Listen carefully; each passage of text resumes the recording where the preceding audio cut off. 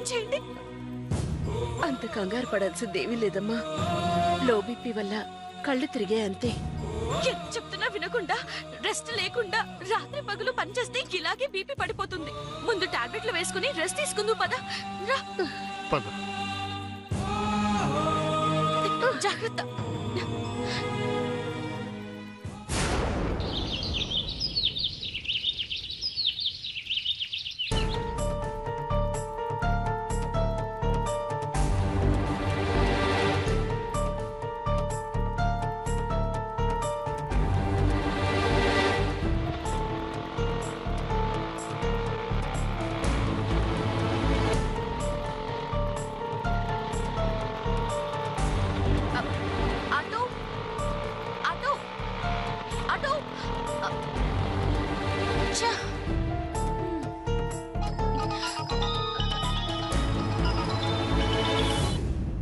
ఎక్కడున్నావే?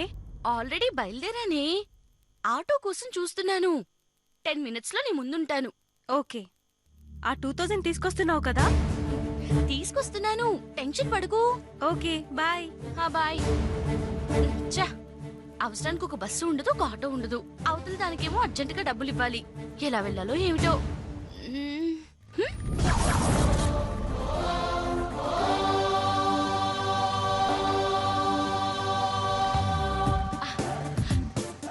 ఎవరో వస్తున్నారు. లిఫ్ట్ అడిగితే వెళ్ళిపోవచ్చు. అమ్మో, ఎవరైనా చూస్తే తప్పుగా అనుకుంటారేమో.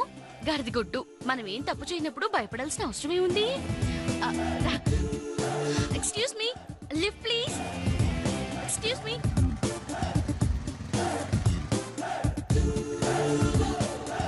Lift please.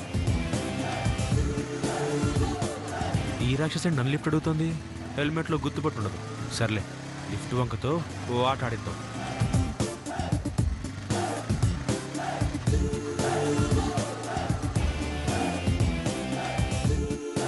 అమ్మయ్యా. గాంధీ చౌక్ వరకు లిఫ్ట్ ఇస్తారా అండి? థ్యాంక్స్ అండి.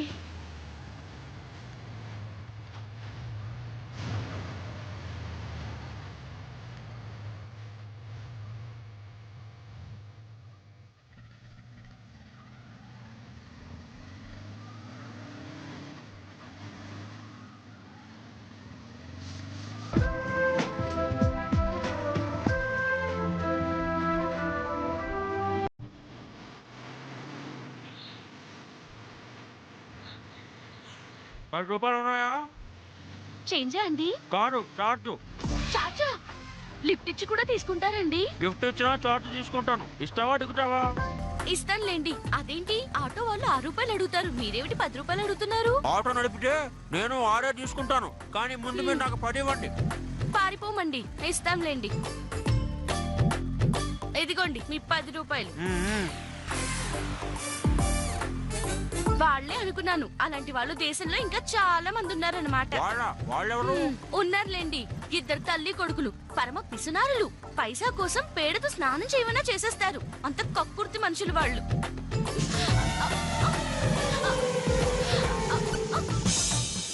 ఇదేమిటండి బండాపేశారు? నన్ను పిసినారి కక్కుర్తి అంటావా? ఎంత ధైర్యం! మీరు పొరపాడుతున్నారు. నేనన్నది మిమ్మల్ని కాదండి, నాకు తెలిసిన పిసినారి ఫ్యామిలీని. నన్ను వాళ్ళతో పోల్చావు కాబట్టి వాళ్ళనంటే నన్నన్నట్టే. మీకు అలా అర్థమైతే నేను చేయగలిగింది ఏమీ లేదు. డబ్బులు తీసుకున్నారు కాబట్టి ముందు పోనివ్వండి, లేదంటే నా 10 నాకు ఇచ్చేయండి. 10 ఇవ్వాలా? నో, ముందుకే పోనిస్తాను. నీ పని ముందు ముందు చెప్తానే. పోనివ్వండి. పోనిస్తున్నా.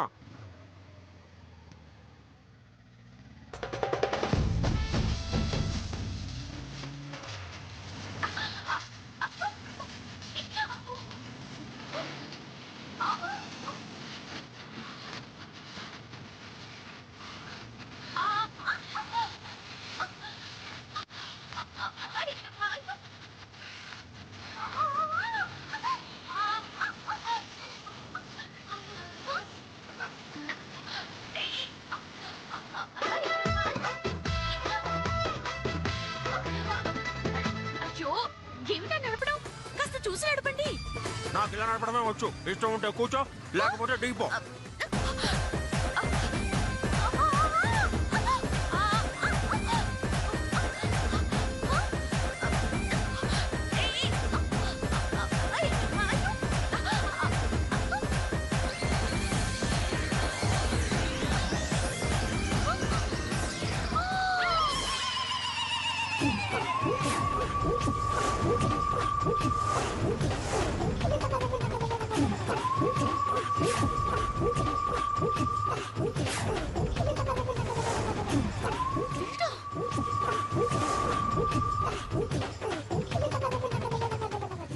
అమ్మ పిసినారనసూయ కొడుకా, నీ కక్కుర్తి చూసినప్పుడే డౌట్ వచ్చింది. అందుకేనా నేను తిట్టిన దగ్గర నుంచి అడ్డదిడ్డంగా నడుపుతున్నావు. నీ ఆటలు నా దగ్గర కాదు. నీ రోగం ఎలా కుదర్చాలో నాకు బాగా తెలుసు. నిన్ను ఏ గోతిలోనో పడేసి కాలికో చేతికో పంక్చర్ పెట్టించి నిన్ను హాస్పిటల్లో చేర్పించి నీతో 2000 బిల్లు కట్టిస్తే గాని నన్ను మా అమ్మని తిట్టినందుకు నాకు మనశ్శాంతి ఉండదు.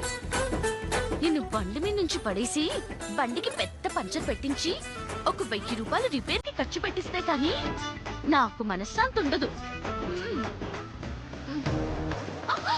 అయ్యో,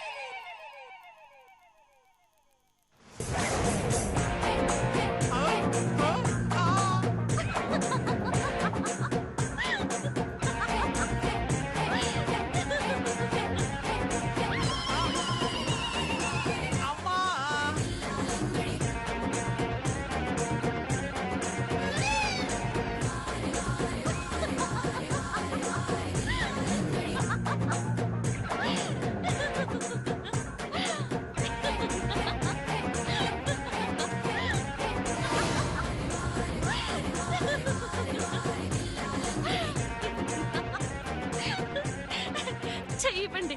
అక్కర్లేదు.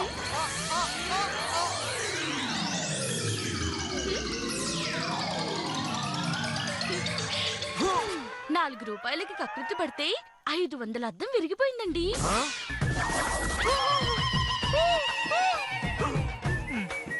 ఈ విషయం మీ అమ్మగారికి తెలిస్తే పాపం మీకు వారం రోజుల పాటు టిఫిను, నెల రోజుల పాటు భోజనము కట్ చేస్తుందండి. అంటే నేనని తెలిసే కావాలనే నన్ను మా అమ్మని తిట్టావన్నమాట. మరి మీరు మాత్రం తక్కువేమిటి? నేనెవరో తెలియనట్టు డ్రామాలాడి లిఫ్ట్ వంకతో నా దగ్గర 10 రూపాయలు గుంజలేదు. ఇది అంతే, చెల్లుకు చెల్లు. వెళ్ళి 500 బిల్లు కట్టి ఆ అద్దం పెట్టించుకోండి. అర్జెంటుగా రమ్మంటే ఇక్కడేం చేస్తున్నావే? వెళ్దాం పదా. ఈ మధుమతితో పెట్టుకుంటే ఇలాగే ఉంటుంది.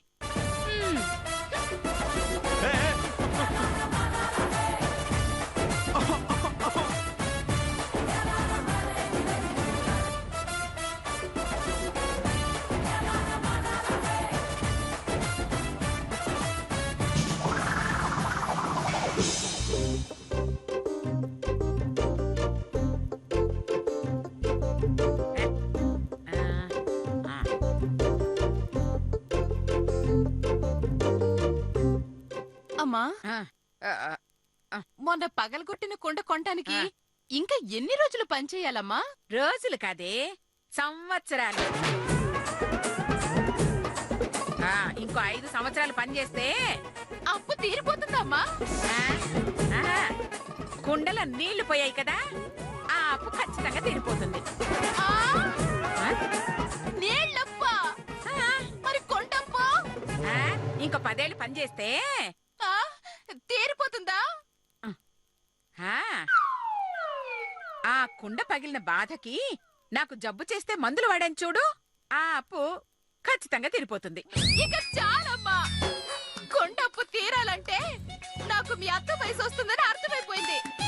ఇక ఈ జన్మలో కొండ గురించి అడగనమ్మా. చాలా తెలివైన దానివే, ఏదైనా ఇట్టే పట్టేస్తావు. అందుకే నువ్వంటే నాకు ఇష్టం.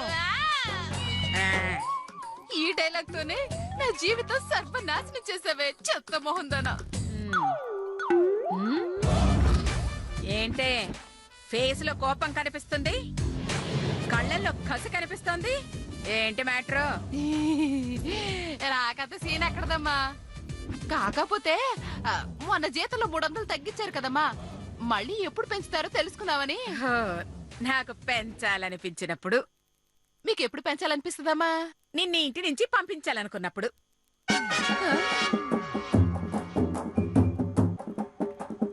నేను ఇక్కడ ఉండగా నువ్వు పెంచవు, పెంచే టైంకి నన్ను ఇక్కడ ఉంచవు. అంటే ఈ జన్మకి పెంచవన్నమాట.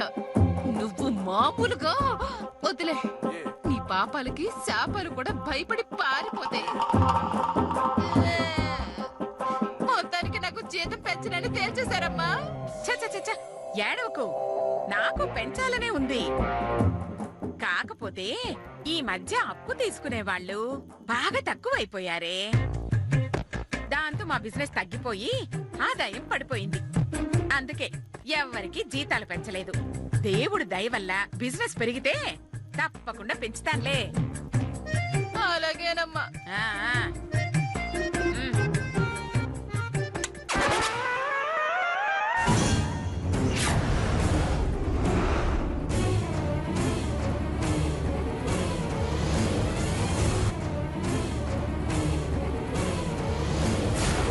ఏమైంది చేతు? అద్దం ఇలా విరిగిందంటే? మళ్ళీ ఆ రాక్షసి కలిసింది. ఎవరు? ఆ మధుమత? అవును. కలిసేం చేసింది? నీతో గొడవ పడిందా? ఆ గొడవలో అద్దం విరిచేసిందా? అత్తమేనా ఒంట్లో ఏమైనా? ఏయ్, నోర్మోయ్. ఏమైంది నాన్న? నేను బైక్ మీద వెళ్తుంటే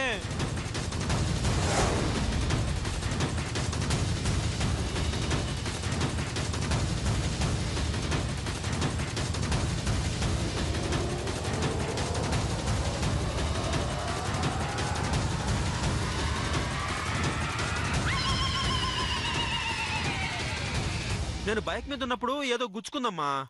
అదేంటో తెలియదు గాని బాగా గుచ్చుకుంది. ఖచ్చితంగా మధు అయి ఉంటుంది. ఇంకా అనుమానమా నీకు? 100% దాని పని. ఎన్ని రకాలుగా ఇరికించినా దానికి ఇంకా బుద్ధి రాలేదు, రాదు కూడా. అయినా దాన్ని నువ్వెందుకు బండెక్కించుకున్నా? 10 రూపాయలు వస్తాయని.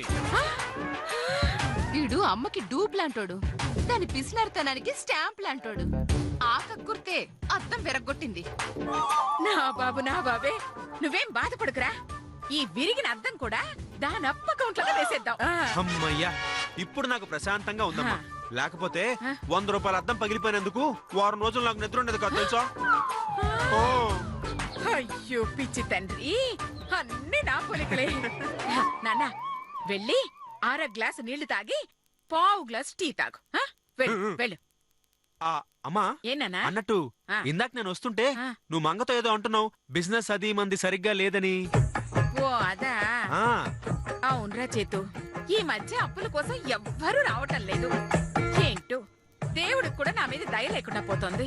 లేదంటే ఊర్లో ఎవ్వరికి రోగాలు రావట్లేదు, ఒక్క యాక్సిడెంట్ జరగలేదు, తుఫాన్ రాలేదు, కరువు రాలేదు, ఆఖరికి పంటలు కూడా నాశనమైపోలేదు.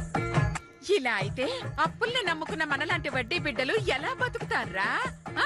నిజమేనమ్మా, మన కష్టాలు పగవాడికి కూడా రాకూడదమ్మా.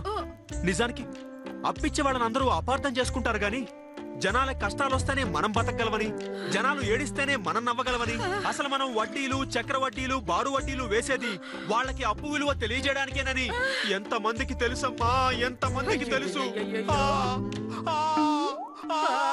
బాధపడకురా, బాధపడకు. మనకు మంచి రోజులు వస్తాయి, అప్పుడు జనాల కష్టాలు వస్తాయి. అప్పుడు అప్పు కోసం ఖచ్చితంగా మన ఇంటికి వచ్చి తీరుతా. అదిగో అదిగో, ఆ వచ్చినవాడు వాడు ఖచ్చితంగా అప్పు కోసమే వచ్చుంటాడు. దేవుడు దండమ్మా. God is there. ఓకే.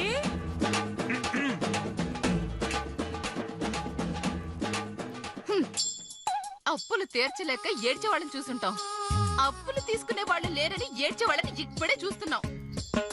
అమ్మా కొడుకులిద్దరూ కలిసి ఆ వచ్చిన వాడిని ఏం చేస్తారో. అమ్మా అక్కడ. నమస్కారం తల్లి. నమస్కారం, నమస్కారం.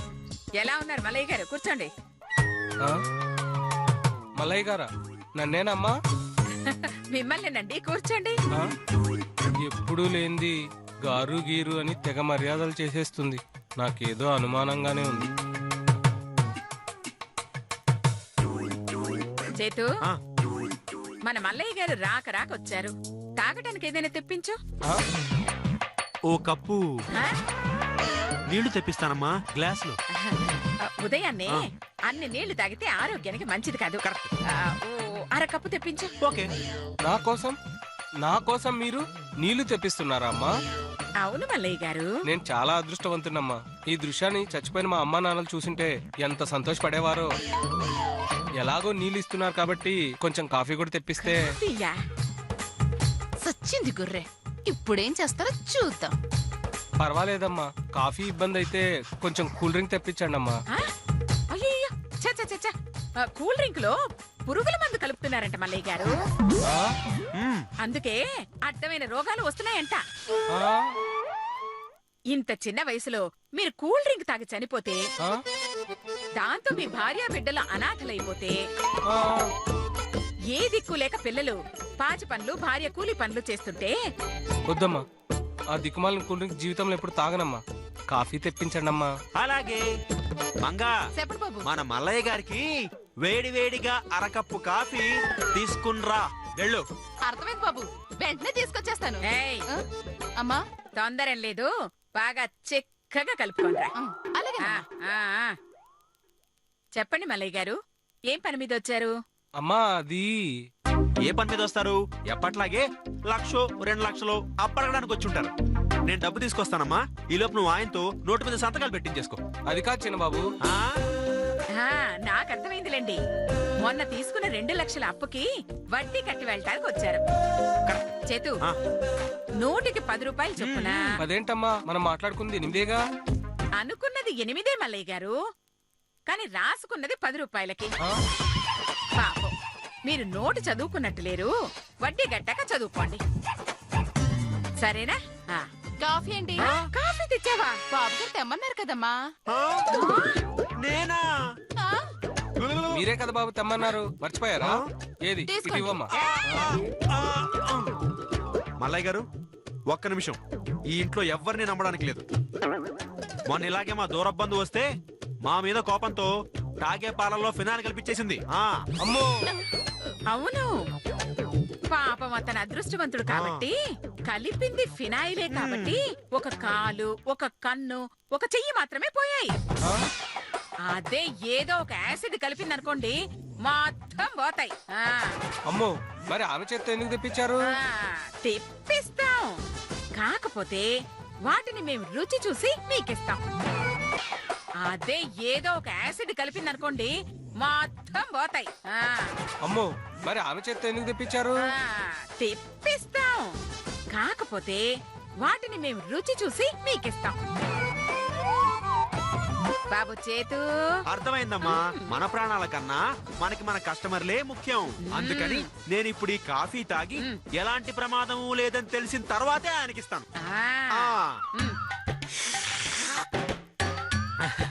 అమ్మ దుర్మార్గులారా, మీరు మామూలు కాదురా. మ్మ్.